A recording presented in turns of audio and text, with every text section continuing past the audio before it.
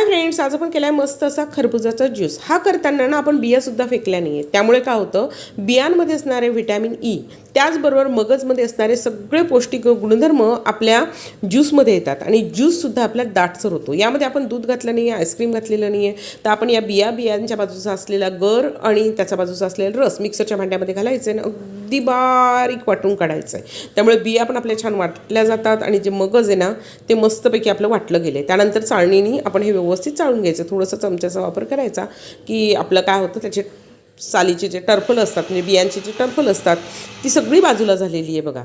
अशा तऱ्हेने असं दाटसर असा ज्यूस आपला बियांचा तयार झालेला आहे. आणि वरती राहिलेला जो टर्फल आहेत ती सगळी फेकून द्यायची. मिक्सरच्या भांड्यामध्ये आता बर्फ घातला आहे, आवडीनुसार साखर घालायची आहे. त्यानंतर आता खरबुजाचा इथे गर घालायचा आहे. मिक्सरला पुन्हा एकदा मस्त फिरवून घ्यायचं आहे, छान फाईन झाला पाहिजे. आणि त्यानंतर पहिला आपला